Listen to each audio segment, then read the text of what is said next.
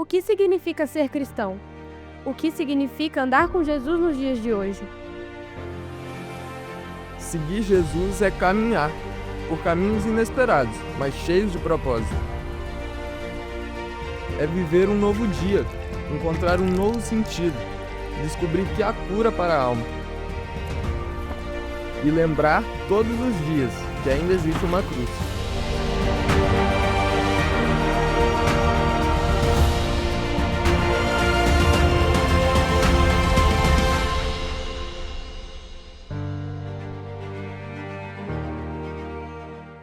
Estamos finalizando hoje o tema Nos Passos de Jesus, né? Começou no início do mês, e hoje a gente finaliza mais um passo de Jesus, né? Aqui a gente ainda existe uma cruz. Hoje a gente vai falar no livro de Lucas, no capítulo 9, nos versículos 23 a versículo 25. E esse tema, ainda existe uma cruz, é lógico que a gente louva a Deus, ainda bem que houve essa cruz. Mas o que nós vamos perceber hoje, o que a gente vai abordar no tema de hoje, é que essa cruz também existe para nós. E o que é essa cruz na nossa vida? Porque às vezes a gente agradece a Deus por ter morrido numa cruz por nós, achando que isso foi tudo, e que nós não temos o nosso papel, que nós não temos a nossa caminhada cristã para fazer valer a pena todo o sofrimento de Jesus por nós nessa cruz. Então, não é fácil.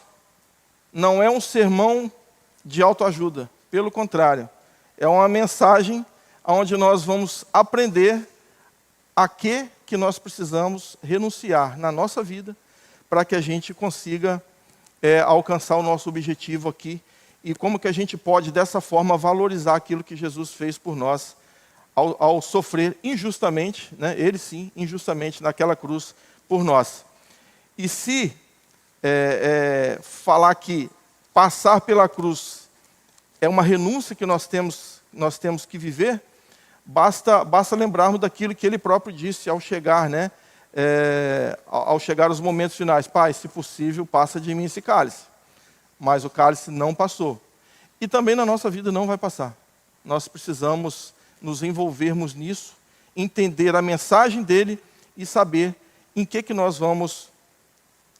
isso vai implicar na nossa vida para que a gente consiga superar, em que nós vamos ter que renunciar para podermos alcançar os nossos objetivos. Lucas 9, 23 a 25.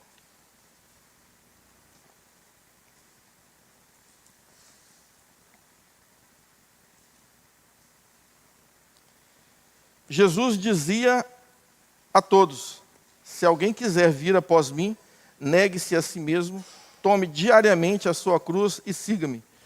Pois quem quiser salvar a sua vida, a perderá, mas quem perder a própria vida, por minha causa, a salvará. Pois que adianta o homem ganhar o mundo inteiro e perder-se ou destruir a si mesmo? Eu vou fazer uma introdução aqui, dar uma contextualização e depois a gente vai avaliar cada versículo desse separadamente, para que a gente consiga entender a grandeza desse texto e o que isso representa para nós nos nossos dias. Até o capítulo 9 de Lucas, Jesus, ao caminhar com os discípulos, ele vai dando as provas necessárias e suficientes de que ele é de fato o Messias. Ele precisava, após a longa caminhada de 3 anos, principalmente com os 12, ele precisava ter essa convicção de que, ao ir para o Pai, ou seja, ao morrer e ressuscitar, eu precisaria deixar uma estrutura mínima para que esses homens sejam capazes de levar essa mensagem à frente. Então ele vai pontuando isso, a gente vai vendo a questão dos milagres que ele faz, toda aquela situação, e aí a gente chega nesse capítulo 9, onde ele está reafirmando, onde está deixando convicto de que ele realmente é o Messias. Tanto que, se a gente pega do versículo 18 ao 22, você pode confirmar aí depois, não vou lê-lo, mas ele, de alguma forma, ele vai testando os discípulos dele para perceber se eles estavam suficientemente cientes, conscientes de quem seria Jesus. Primeiro ele pergunta aos discípulos o que as pessoas dizem ser ele. Uns acham que ele é João Batista, outros dizem que ele é Elias, outros dizem que ele é um profeta que pode ter ressuscitado. Primeira parte. Na segunda parte, mas e vocês? Quem vocês acham que eu sou?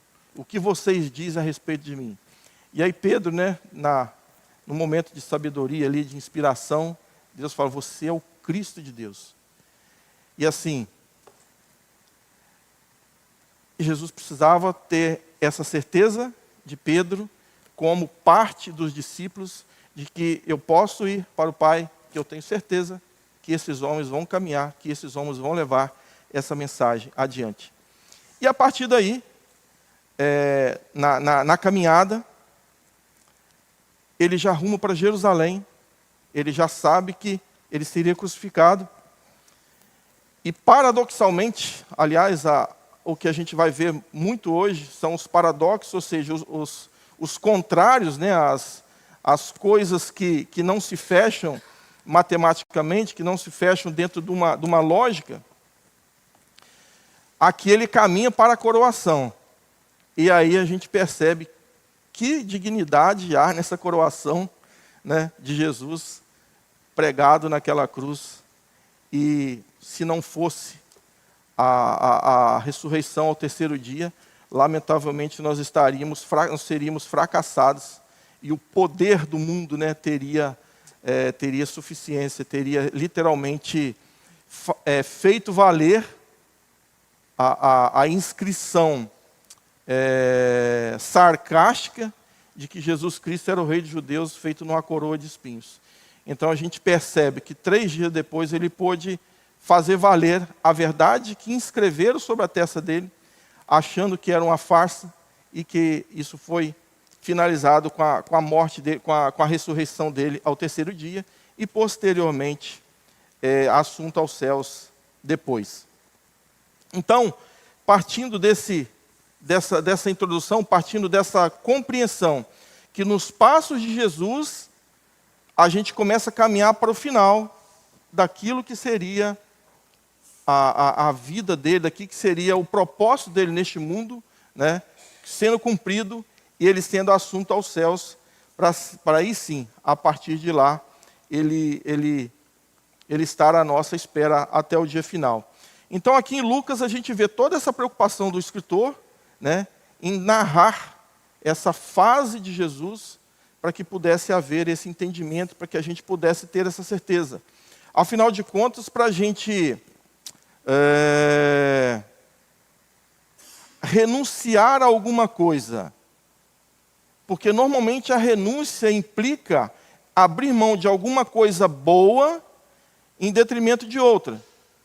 Então, se não houver uma proposta muito interessante para isso, dificilmente a gente vai renunciar isso por outra coisa. E se a gente pega a situação que Jesus mesmo nos propõe, a gente vai perceber que a gente só renuncia a isso a partir do momento que a gente passa a ter noção da eternidade com Ele.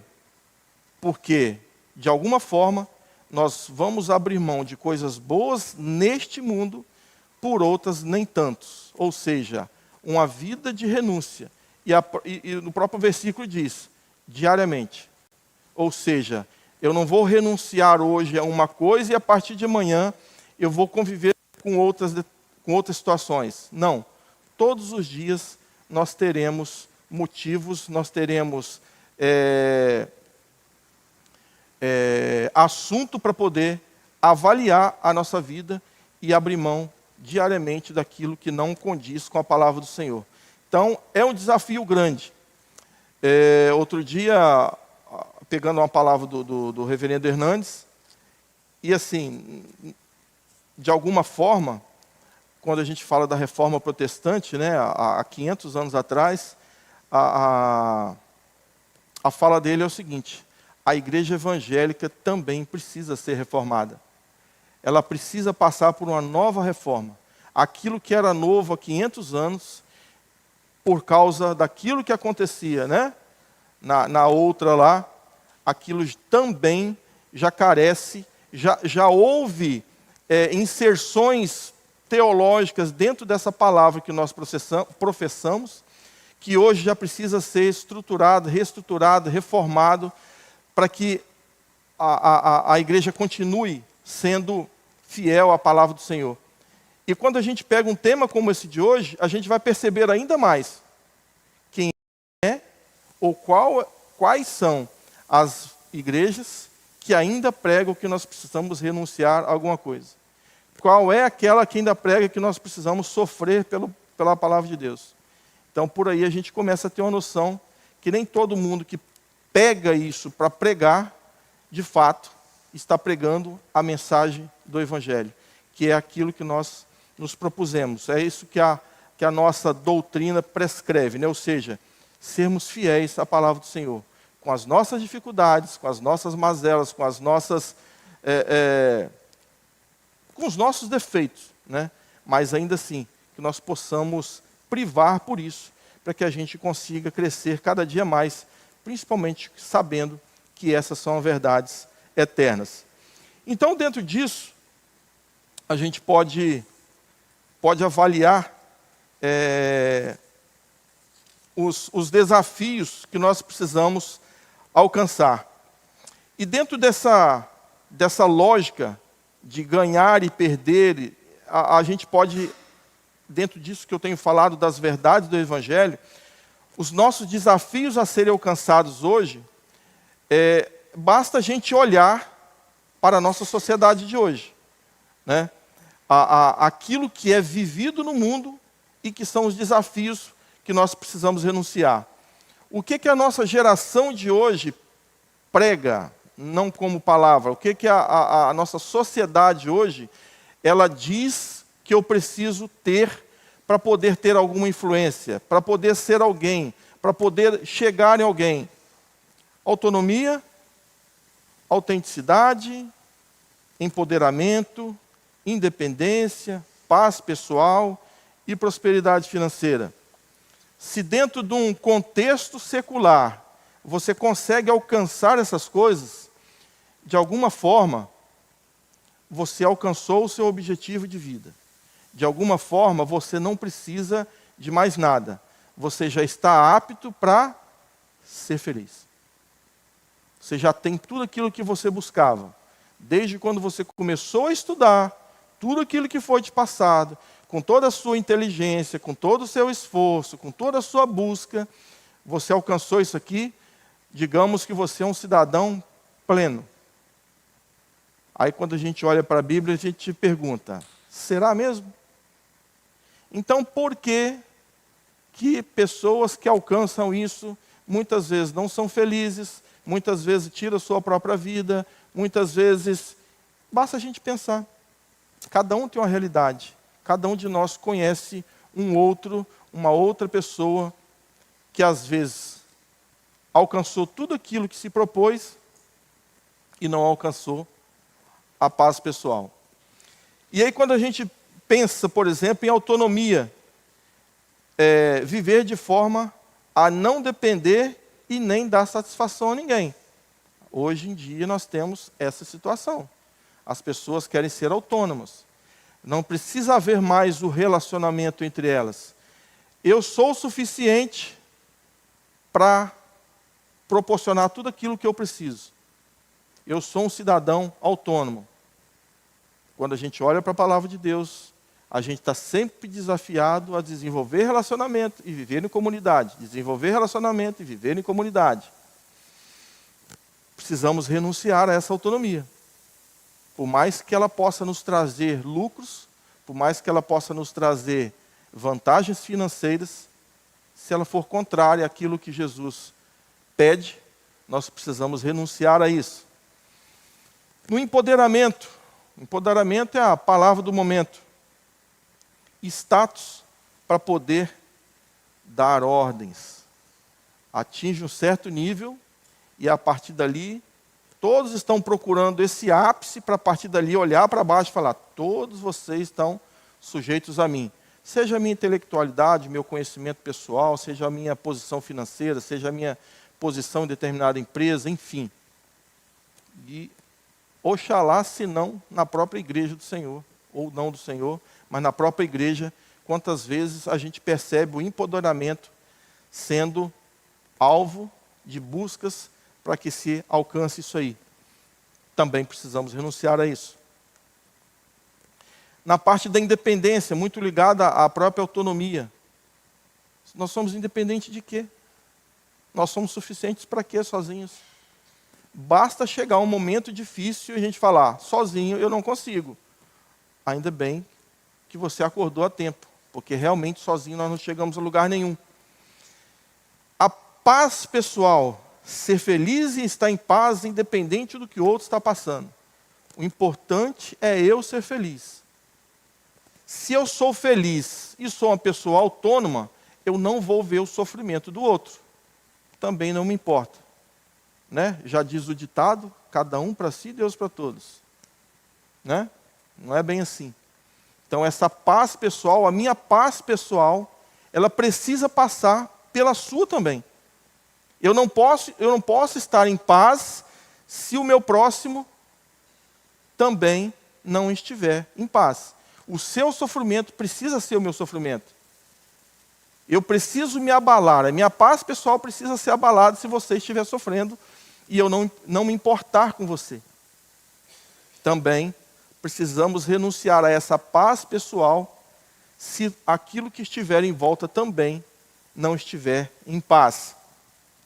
E aí, na prosperidade financeira, custe o que custar, eu preciso fazer de tudo para juntar dinheiro, porque como vai ser minha velhice? Quando eu não estiver mais trabalhando? Como que vai ser se o salário da aposentadoria é menor do que aquilo que você ganhava? Como eu vou fazer se na velhice eu vou gastar mais dinheiro com remédio do que gasto hoje? Vou viver de quê? E aí você abre mão de toda uma vida em comunidade, de toda uma vida de relacionamento, porque você precisa ganhar dinheiro enquanto você está novo. Parabéns. Quem garante que você vai ficar velho? E vai juntar e vai ficar por aí. Então também precisamos avaliar a renúncia da prosperidade financeira, se ela não for de forma lícita, se ela não for de forma a que você possa viver em paz, viver em relacionamento, viver em comunidade, sem abrir mão dos princípios eternos da palavra de Deus para a sua vida. Então aqui a gente tem todo esse contexto, sobre esse pano de fundo, para nós entrarmos naquilo que Jesus próprio nos diz. E aí, parafraseando de alguma forma, né, a própria palavra de Deus, é como se Jesus está dizendo, eu preciso que você abra mão de tudo isso e me siga. Deixe que eu resolvo a sua vida.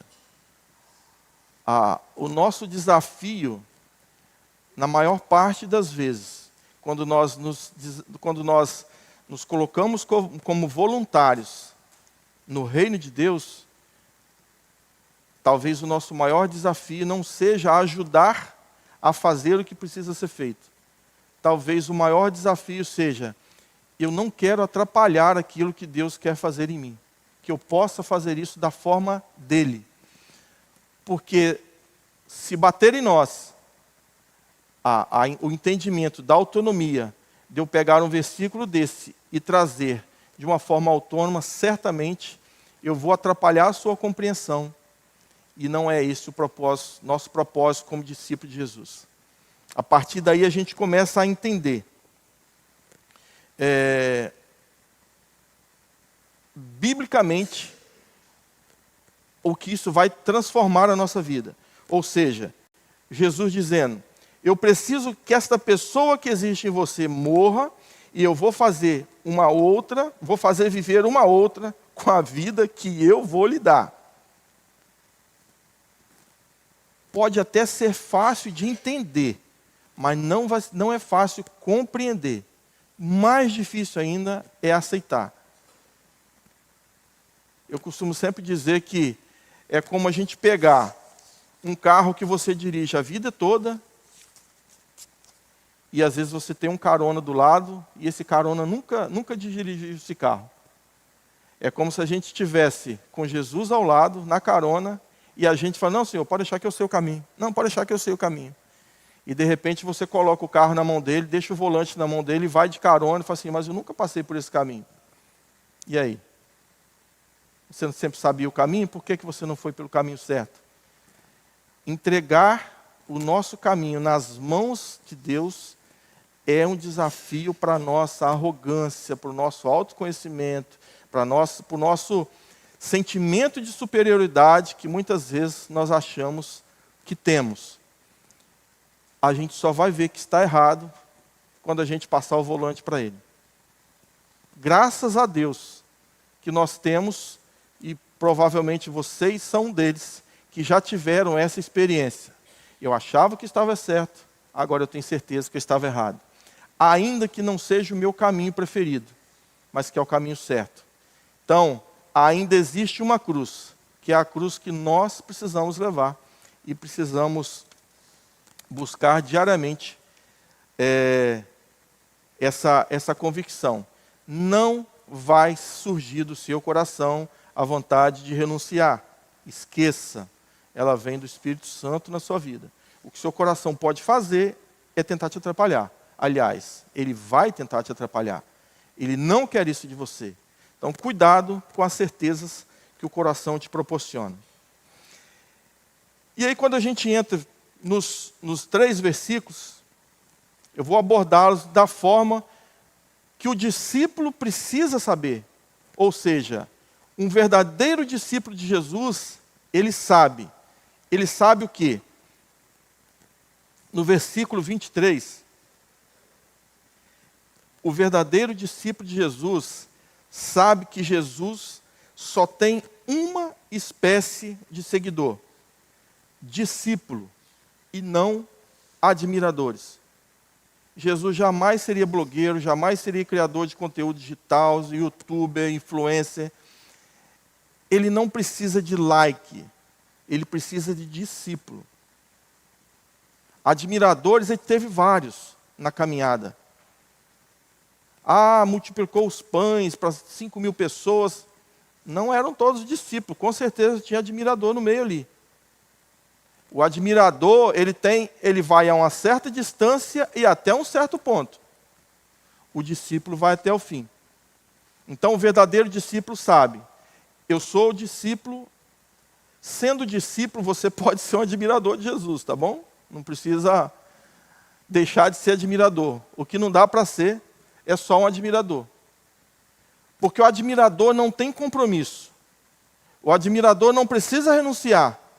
O admirador pega a mensagem, pega a parte boa, vai para a internet, vai para o YouTube e começa a pregar à torta e à direita, como diz o provérbio. O discípulo não, o discípulo vive aquilo ali. Eu não posso simplesmente pregar aquilo ali, eu tenho que viver. Se a minha vida não condizer com aquilo que eu prego, algo está errado. Então o discípulo, ele vai até o fim. Basta você pesquisar quais foram o fim da vida dos discípulos de Jesus, que você vai perceber, realmente esses foram até o fim. Realmente esses não abriram mão. Não foi porque Jesus não estava com eles que eles o abandonaram. Aquele período ali que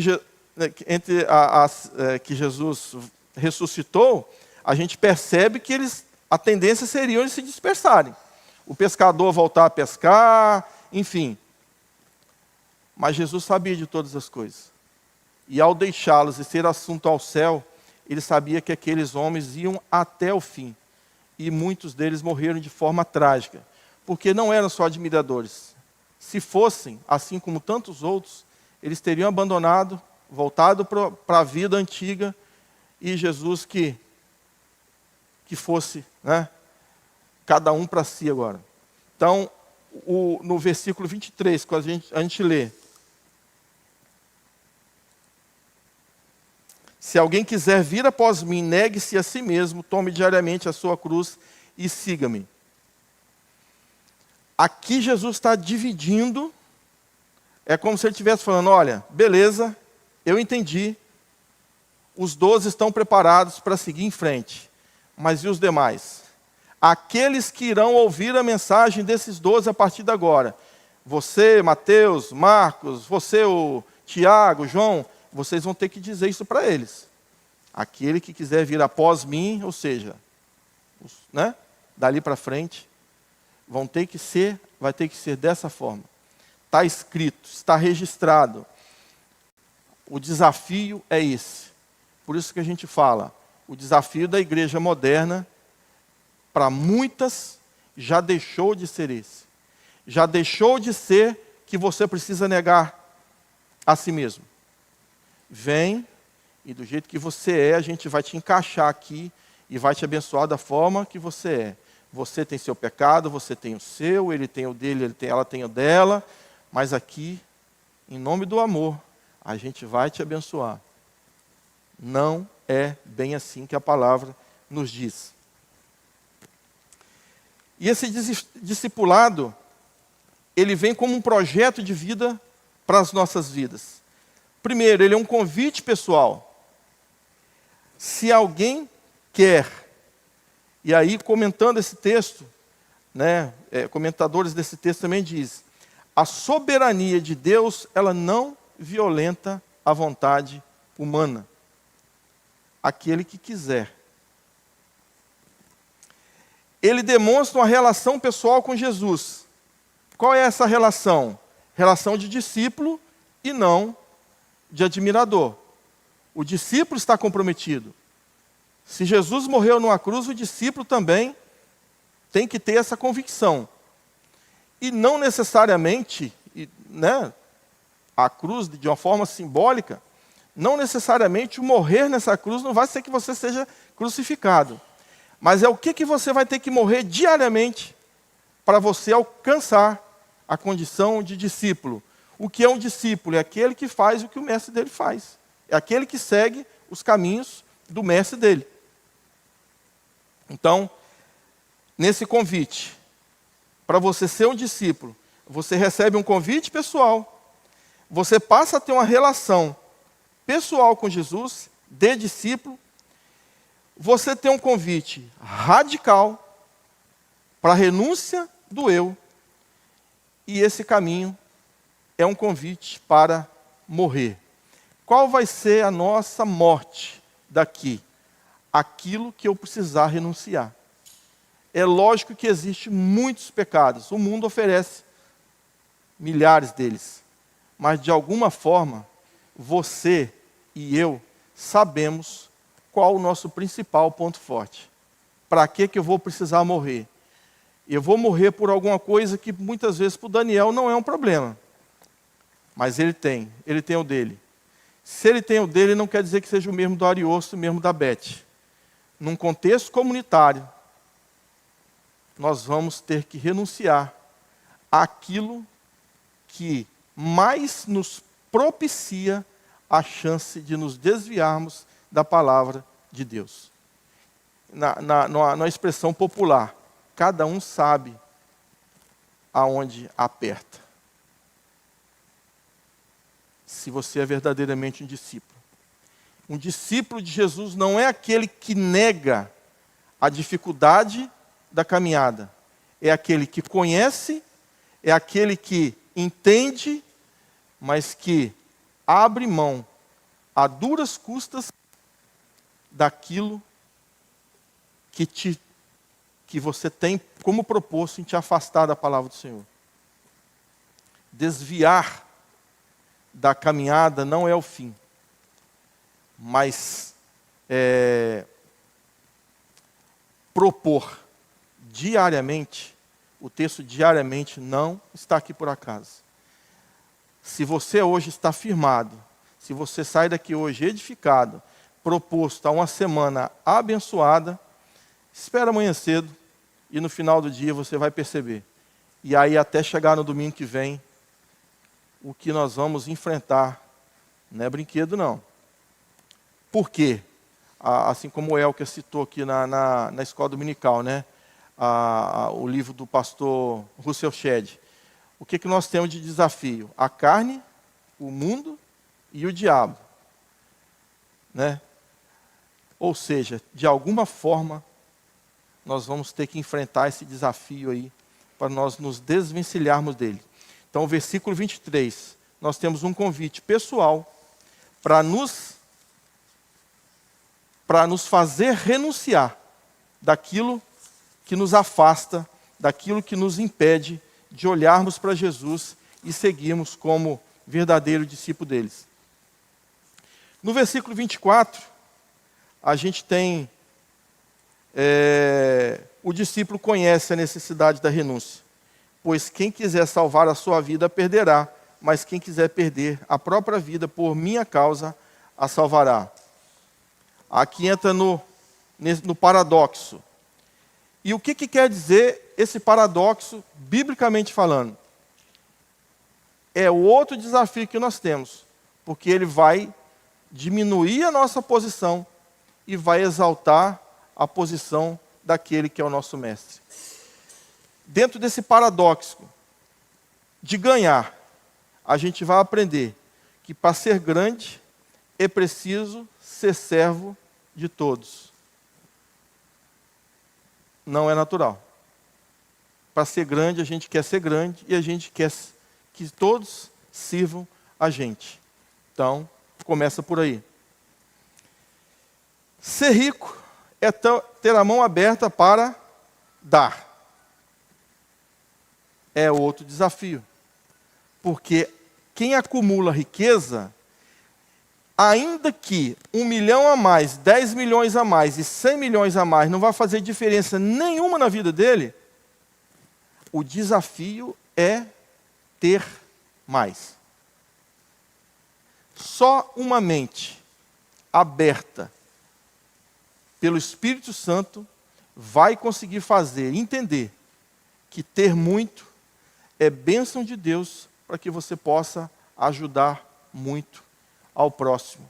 E aí você distribuir parte dessa riqueza, sem necessariamente fazer voto de pobreza, não é isso que nós estamos falando. Mas é ter o coração generoso para poder saber, melhor é ter para doar do que não ter para receber. Então, que a bênção da riqueza que um discípulo de Jesus tenha, possa ser para abençoar outros. Um outro desafio, ser feliz é renunciar os prazeres do mundo. Talvez aqui, para essa geração de hoje, seja onde o foco da sociedade de hoje seja mais forte e a gente precisa ter mais cuidado. Porque nós vivemos num mundo onde se explora a felicidade a todo custo e de toda forma, né? E aí a gente pensar contrário a isso, a gente pode perceber as pessoas buscando a felicidade. O paradoxo aqui, quando as pessoas buscam a felicidade sem Deus, e a gente ter a certeza que a nossa felicidade vem dele. E a partir daí, nós temos a nossa mente firmada em Cristo, saber o que o mundo tem, o que tem que a gente possa conviver de forma harmônica com isso, sem que isso venha a afetar o nosso relacionamento com Jesus. Sem que isso venha confrontar todo o sacrifício que ele fez na cruz por nós. E dessa forma nós estaremos entristecendo o Espírito Santo de Deus. Um outro desafio é quando essas pessoas que entendem dessa forma buscam a salvação fora de Cristo. De alguma forma, a maioria das pessoas, como nós somos, como nós temos o senso da divindade no nosso coração, principalmente em momentos difíceis, a gente busca ajuda, a gente busca alívio para o sofrimento, a gente busca cura para a doença. Mas qual é o problema? Quando nós buscamos a nossa salvação fora de Cristo. Essa unidade precisa existir no nosso coração. Não existe nada além dele. E para o homem natural, seguir a Cristo é perder a vida. Então, esses três são os equívocos humanos que levam as pessoas, crentes ou não, os crentes não, e alguns crentes sim, porque ser crente é muito abrangente, a buscar essas questões sem primeiro colocar Deus no centro de todas as coisas, sem buscar primeiramente o reino de Deus, buscar a felicidade sem Deus, buscar a salvação fora de Cristo e seguir a Cristo como perda de tempo. Não, você não precisa disso. E aí a gente engloba aqui a mensagem mundana, dizendo que se Deus é amor, por que Ele nos julgaria? Então foi dito também na escola dominical hoje o contrário disso, mas Ele é justiça. Então, assim, o verdadeiro discípulo que conhece a necessidade da renúncia, ele precisa estar antenado a isso e precisa colocar todos os dias diante do Senhor para que isso não nos convencer. Nós somos convertidos, mas nós temos que ter cuidado para não sermos convencidos, porque o mundo sabe o poder que há na palavra de Deus. O mundo regido muitas vezes pelo diabo sabe da nossa força, sabe que se nós buscarmos a Deus verdadeiramente, nós vamos ser felizes, nós vamos ser plenos, sem necessariamente fazermos aquilo que Ele faz. Então ele prega tudo isso contra nós. Ele não vai dizer que nós não precisamos acreditar em Deus. Ele vai dizer, você pode acreditar, você pode seguir Jesus, só não precisa fazer isso tudo. A Bíblia é um livro antigo, isso não é mais assim, nós precisamos contextualizar isso aí, porque a tradução não ficou muito legal. Mas nós sim, nós acreditamos que não importa o tempo que ela tenha, a mensagem é eterna, assim como a promessa dele. Se nós fazemos isso, se nós renunciamos ao nosso eu, é porque independente daquilo que nós vivemos aqui, a nossa eternidade com ele será infalivelmente melhor. No versículo 25, ele diz que, se no 23 nós somos desafiados a negar a nós mesmos, no 24, se nós quisermos salvar a nossa vida, nós precisamos perder, ou seja, perder a vida para este mundo, não perder a nossa vida, mas perder a vida para este mundo. No 25, ele já dá um ultimato. Pois que adianta o homem ganhar o mundo inteiro e perder-se ou destruir a si mesmo? Em algumas versões vai dizer, e perder a sua alma. Tem uma frase antiga de um multimilionário americano, e essas frases antigas, para mim, se elas são verdades ou não, não é o caso, mas usá-la, fazer uma analogia a ela não é pecado. Disse que de um velório de um dos homens mais ricos dos Estados Unidos, há muito tempo atrás, e normalmente quando um homem desse morre, a preocupação passa a ser a herança, né? Dividir os bens, aquela coisa toda, para a família, enfim. E aí diz que alguém chegou uma pessoa chegou para outra diante do velório e perguntou, e o que ele deixou? Ela falou, tudo. Simples assim. Né? Ou seja, ganhou a alma ou não? De repente tenha ganhado. Né? Estamos aqui para julgar. Mas independente dele ter ganhado ou não, a partir do momento que nós não deixamos de fazer parte deste mundo, nós vamos deixar tudo. Né? Então essa compreensão de riqueza, de busca, de poder, de empoderamento, de autonomia, de independência, isso vai ficar tudo. O que vai contar a partir daí é o que nós fizemos com a salvação que Ele garantiu para nós naquela cruz. Então, sobre esse versículo 25, o verdadeiro discípulo, ele sabe o valor inestimável da vida com Jesus. Só sabendo desse valor para você compreender que não vale a pena correr atrás de tudo que o mundo oferece. E quando a gente fala ainda da situação, dessa questão do mundo,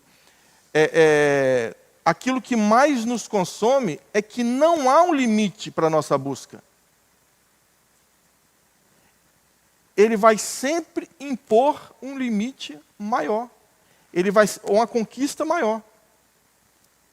Se a gente alcança algo que a gente buscava há tanto tempo, a partir do momento que a gente alcança aquilo, o alvo passa a ser um pouco a mais. Um novo alvo. Se a gente alcança esse novo alvo, e aí a gente vem dentro da perspectiva humana que a vida só faz sentido se nós tivermos por que lutar, o que buscar. Se a gente entende a palavra de Deus, a gente entende que nós precisamos buscá-lo cada dia mais. Qual é o nosso nível de conhecimento da palavra do Senhor, dos propósitos dele para a nossa vida? Deveria ser, com uma pessoa mais idosa, saber muito mais do que uma pessoa mais nova.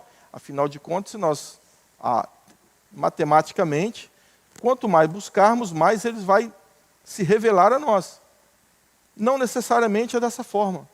Mas o fato é que se nós temos que buscar algo, que a gente busque primeiro o reino de Deus e a sua justiça, e que as outras coisas sejam acrescentadas.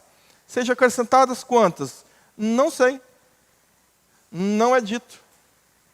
Porque pode ser acrescentado um valor a um e outro valor a outro. Então nós vivemos nesse dilema. Dentro de uma busca secular, vai ser acrescentado muito. Porque quanto mais você tiver de alvo a buscar, mais você vai se doar por aquilo. E mais você vai sofrer por aquilo. Porque nem sempre nós vamos conquistar aquilo que nós almejamos, seja financeiramente, materialmente falando, de alguma forma. E se a partir do momento que nós não conseguimos alcançar, aquilo começa a nos consumir, começa a tirar de nós, a drenar as nossas forças. E isso vai interferir na nossa busca também pela palavra do Senhor. Isso também vai contaminar a nossa vida de discípulo de Jesus. Então, se ele sabe o valor inestimável da vida com Jesus, ele sabe que o dinheiro não pode comprar as bem-aventuranças eternas. Ponto. Morreu aqui, você deixou tudo. Não há como os valores daqui se associarem aos valores que você vai adquirir na eternidade. E isso aí pode ser paradoxal também. Ele passa a ter a convicção de que a salvação vale mais do que a riqueza. Isso deveria ser meio que lógico, até matematicamente falando, porque, de alguma forma, o mundo é mundo. Sempre que o mundo é mundo, existe muito mais pobre do que rico. E isso nunca foi pecado, por ser assim. Mas investir as nossas forças na busca por riqueza é muito contraditório, porque não dá para todo mundo ser rico ao mesmo tempo. O rico precisa do pobre, assim como o pobre precisa do rico. E comunitariamente falando, nós precisamos um dos outros, indistintamente. Então nós precisamos ter essa convicção. Ah, mas isso é falado, mas isso é pregado. Ok. Mas nos nossos desafios diários, nós vamos ser colocados à prova disso. Alguém vai te dizer que não tem problema as duas coisas caminharem juntos. Então, eu sempre digo o seguinte, a questão não é aquilo que você ouve aqui, é aquilo que você vai ouvir de lá para cá. É aquilo que vai te contrariar a partir do que você ouve aqui. Também é fato que quanto mais você se aprimorar, quanto mais você se desafiar a ser um discípulo melhor, mais perseguido você vai ser. Mais provado você vai ser. A quem é muito é dado, muito será cobrado também. Então, assim, será que essa convicção que você tem, ela de fato é real? Será que a sua convicção de discípulo, ela é real? Será que dentro dessa caminhada você está disposto a ir até o fim, custe o que custar, ainda que venham os dias maus? Porque é só a gente fazer uma leitura um pouco do passado.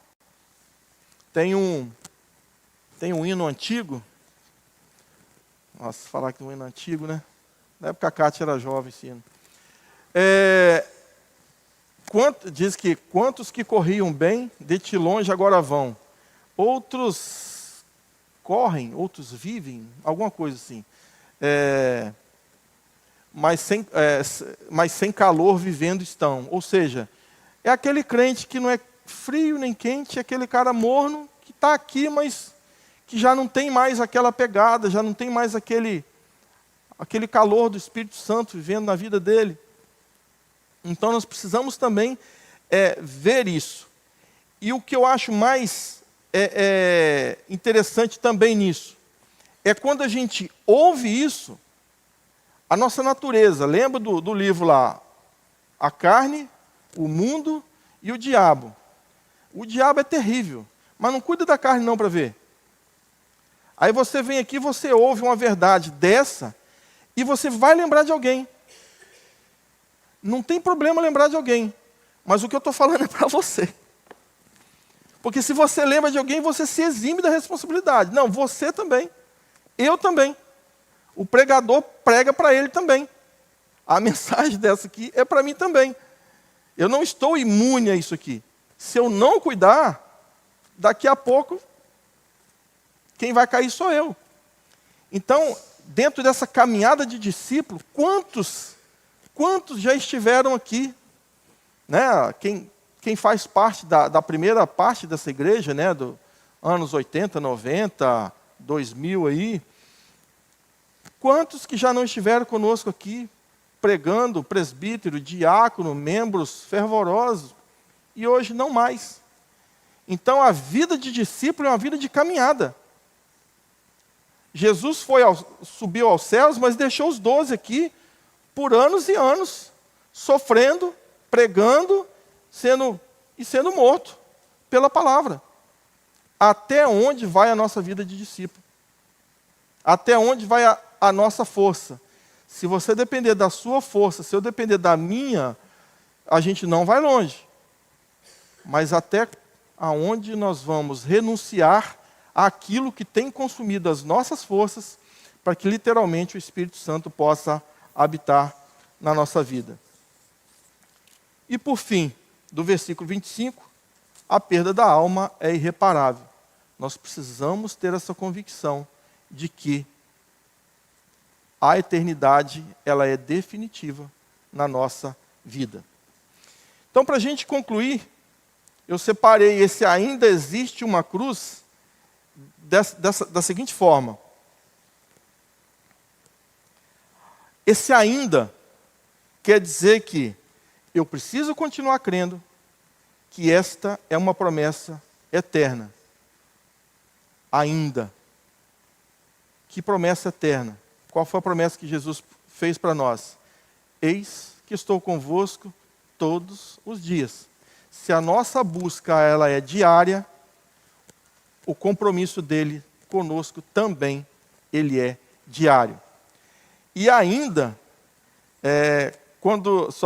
curiosamente, quando Jesus disse isso, a cruz ainda não existia, mas ela estava prestes a acontecer e já estava a caminho.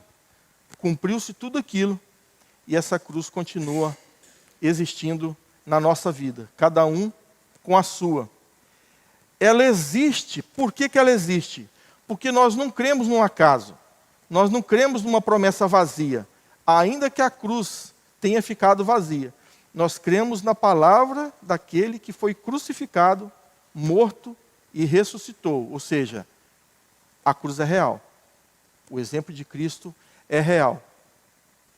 Ele viveu aquilo ali como eu e você. Ele passou por aquilo ali de forma real.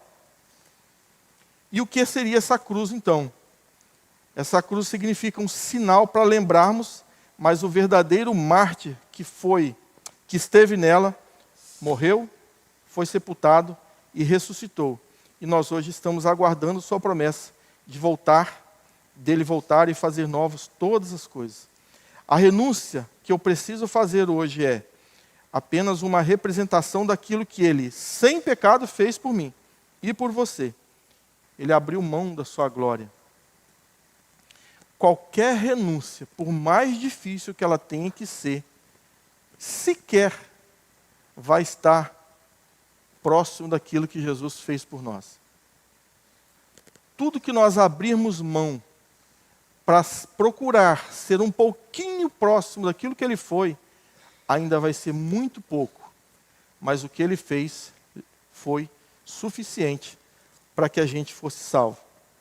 E eu quero terminar, só para finalizar aqui, o abrir mão, o que ele fez por mim e por você.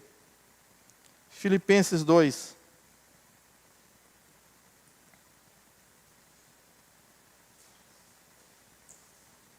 Imitação da humildade de Cristo. Diz assim, Paulo falando aos Filipenses: portanto, se há algum encorajamento em Cristo, se há algum consolo de amor, o pessoal do louvor pode vir para cantar, né? Se há algum consolo de amor, se há alguma comunhão no Espírito, se há alguma afeição e compaixão, completem a minha alegria tendo o mesmo modo de pensar, o mesmo amor, um só Espírito e uma só mente. Nada façam por ambição egoísta ou por vaidade, mas humildemente considerem os outros superiores a vocês mesmos, cuidando cada um não somente dos próprios interesses, mas também dos interesses dos outros. Seja o modo de pensar de vocês o mesmo de Cristo Jesus, que apesar de ser Deus, não considerou que a sua igualdade com Deus era algo que deveria ser usado como vantagem. Antes, esvaziou-se a si mesmo, assumindo a forma de servo, tornando-se semelhante aos homens. Sendo encontrado em figura humana, humilhou-se e foi obediente até a morte, e morte de cruz. Por isso, Deus o exaltou à mais alta posição e lhe deu o nome que está acima de todo nome, para que ao nome de Jesus todo joelho se dobre nos céus, na terra e debaixo da terra, e toda língua confesse que Jesus Cristo é o Senhor, para a glória de Deus Pai. Amém?